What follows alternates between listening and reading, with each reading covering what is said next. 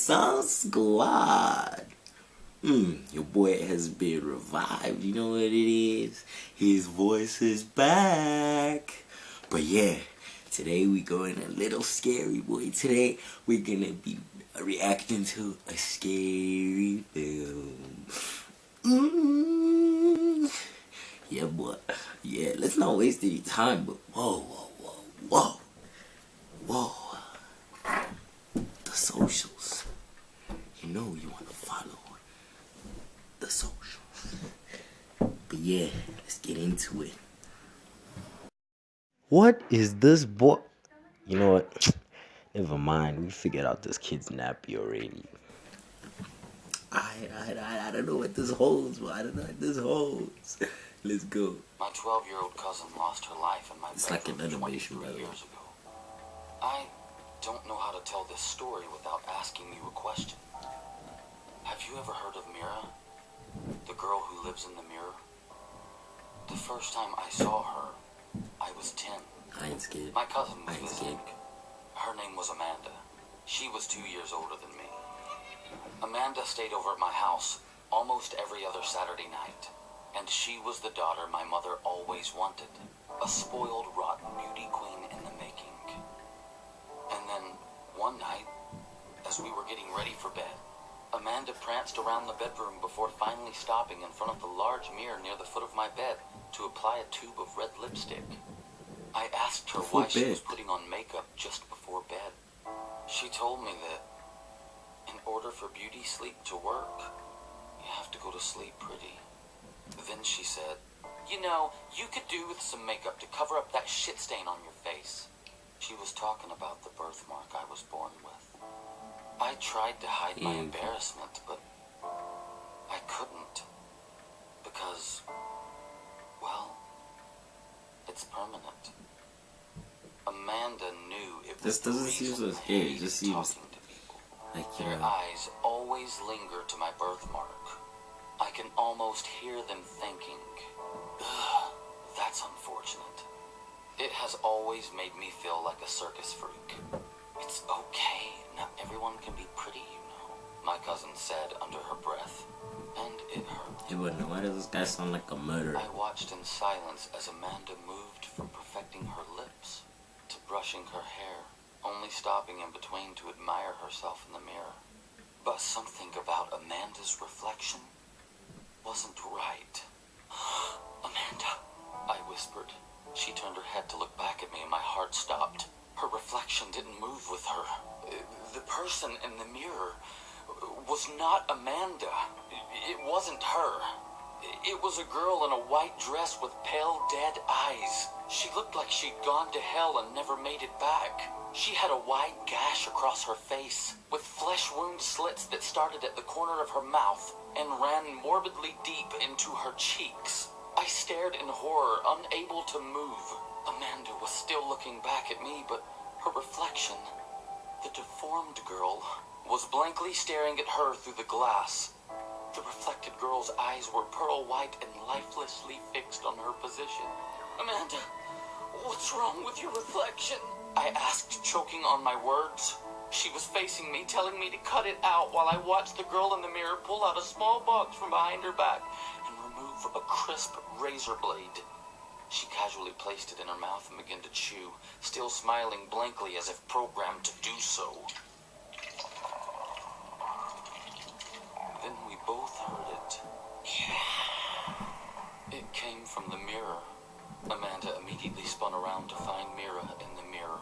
Suddenly, Mira's facial flaps opened up as skin flaps revealed a different kind of mouth, with two vertical rows of long, sharp, blood-stained teeth, surrounded by a gory mess of shredded meat and wet, red flesh. Her two eyes remained in place and stared back at us while her bruised body made creepy Barbie-like motions. We were both in complete shock. Then Mira reached through the mirror and viciously pulled Amanda into her side of the reflection. And I watched in horror as my cousin was held down on the mirrored floor by a gang of pale white, eyeless, human-shaped creatures that rose up from the ground in the mirror world.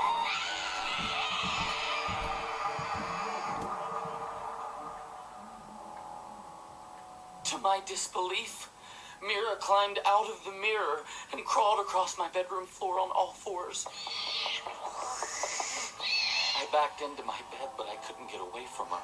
In seconds, she was face to face with me. I couldn't move. I couldn't scream.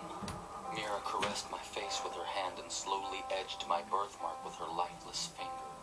She was touching the ugliest part of me, my insecurity, the shit stain that everyone laughed at and teased me about. I realized that was the first time anyone or anything had ever touched my mark. Amanda's muffled screams grew louder as pale, faceless freaks continued to hold her down. Mira quickly scattered off the bed, crawled across the floor, and returned to where she came from. The mirror. Mira crawled on top of my cousin, sealed her cold blue lips on Amanda's, and began to suck the insides out of her body. The pale white beings held on as Amanda's blood, organs, and life were completely drained from her. Mira continued until Amanda was nothing more than skin and bones. The suction pressure caused Amanda's skin to tightly seal over her bones until it either crushed them or pierced through. Mira paused and looked directly at me. She smiled as she brought a finger up to her lips and whispered, "Shh," before regurgitating Amanda's blood and organs all over her side of the mirror. I finally screamed, startling my mother and father awake. They rushed in as quick as they could, but both Mira and Amanda were gone by then. My father called the cops after I told him what happened. I couldn't go near a mirror for a while after that.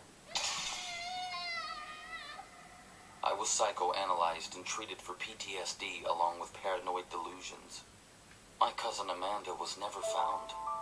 Her disappearance was thought to have been some kind of abduction that must have happened while I was sleeping. It took months of counseling and multiple therapists to convince me that what I saw was all in my head and that Amanda had in fact been kidnapped in the middle of the night. I started to believe what everyone told me instead of what actually happened. But something changed on my 14th birthday.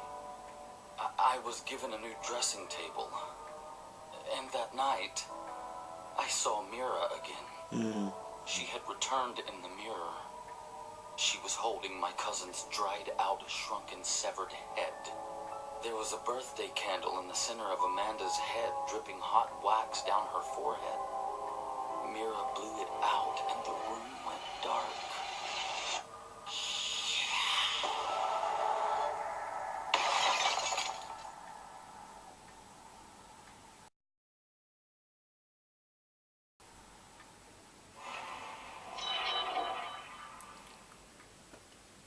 Watch new vids every Monday and Wednesday.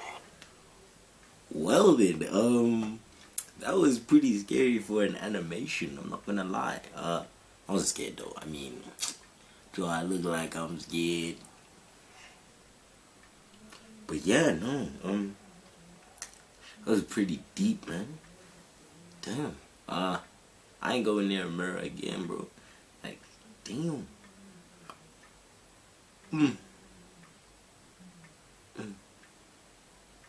I have no words, bro. Except for the fact that, like the video, share with your friends, subscribe, comment down below, do everything. If you want to see more videos like this, make sure you hit that like button, because I think I'm going to do a lot more of reactions like this, And, yeah, let's get this video up to like 15 likes. And your boy will drop a public interview. I'm just waiting for y'all. I'm waiting for y'all to give me the cue, you know what I'm saying? But yeah, it's your boy T.Renaissance signing out.